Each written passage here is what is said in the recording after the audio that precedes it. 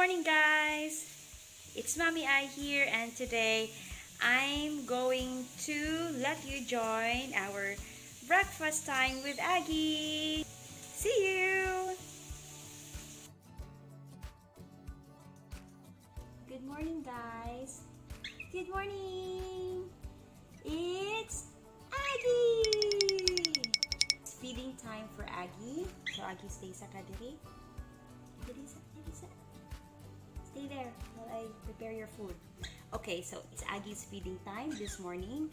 And I know that Agui is hungry. Kay last niyang kaon was like 9 or almost 10 na tingali to. So, what do I feed Agui? I have here a Cerelac. So usually ang akong i-add is just 1 teaspoon of Cerelac and wheat germ. Wheat germ, this one here is actually for fighting cocks. Sa sabong, Agui, natagat na ka. Sa sabong para sa iyahang feather, para colonize ang growth sa iyang feather. So as you can see, almost empty na. And actually, since nagamit ni Ani, paspas ni tubo iyang feather. Like for example, 1 week pa lang siya diri sa balay, nag-start na siya grow. So magkuha lang tao kutsarita. Okay. Agui, are you excited? Yes. Are you excited? So actually sometimes ani lang kadaghalak ihatag niya like this. Kanila din siya. There you go. That's it. And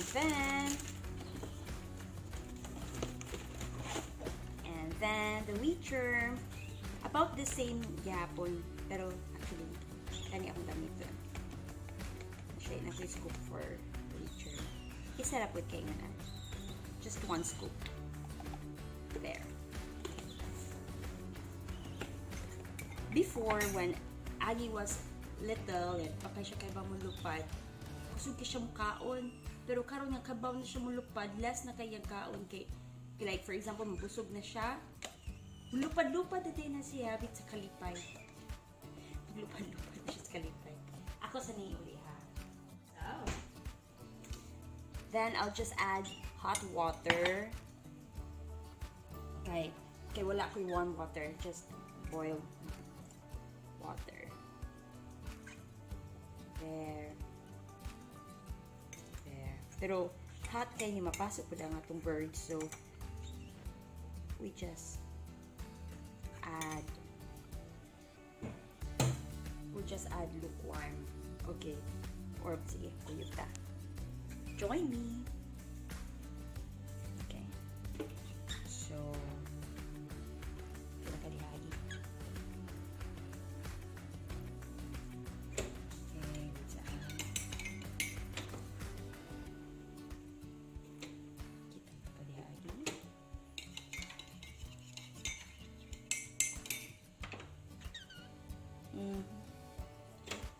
There. I think this is enough. Oh. You okay? Alright. We'll just mix this. We don't want kanang lang sobrang malapot nga consistency, pero we also don't want, no. Excited na. Wait. We also don't want like sobrang malapot. And yan. Okay. And dili ko taganahan og sobra ka watery, just enough for Agui. Yes, Agui. Let's add a little more. Okay. Nasubraan na ako ang water. There. Hey Agui, that's not your food.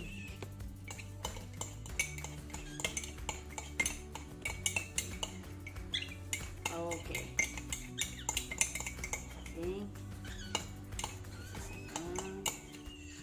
So, ang consistency niya is like this. like that. Like that. Okay. And then I have a syringe. Agui, di na inuha. Oh, Agui. I have a syringe that we use para dili sad na si ang pag-feed. Go back. There you go. Okay, I'll get the syringe. Ta-da! And Agui knows. What is this, Agui? Kibaw na siya.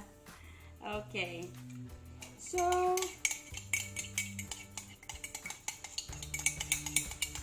and I always prepare sad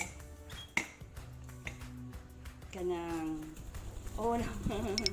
Excited na siya. Wait sa Agui. Uy, dawa ka. Wait sa Agui knows. Prepare. Oh, nawagutom na daw siya. Tissue. Okay, sometimes messy kay sa Agui niya. If na ay mga sarlak din sa iyang cheeks, then he tends to shake his face tapos mga pisik na tanan. Okay, so I'm gonna feed Agui and look at him, ha? Ako sa siya ibalik sa cage and I'll call him just to train the recall. Wait sa. Ako sa ato sa siya ibalik sa yung cage. Okay, going back. Go inside your castle.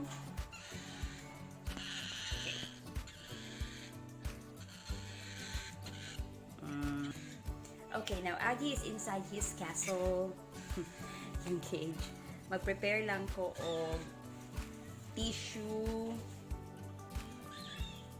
And then, I'll call him. Okay. Okay, let's go.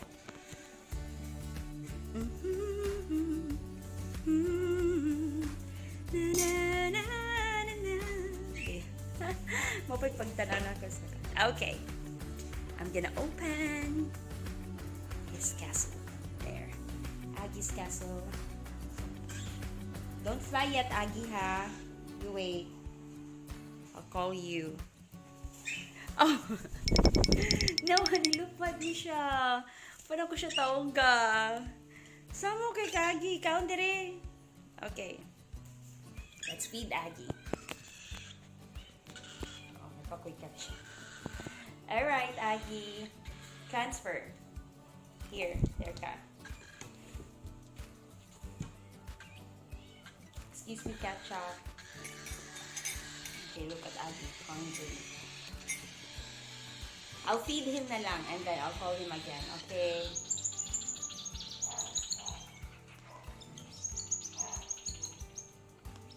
Usually, we do recall, like for example, if I feed him na, I call his name, tapos doon siya to eat. Pero in the morning, tagana ko siyang chance, like for example, karon, because feel na kugutom kay siya, kay whole night siya way kaon. Ano siya, kayo. Okay, I think the next week kami yung tummy, then let's do the recall. Okay, good, Agui. Good. Okay, let's do the recall, Agui. Come here. Come here. Here.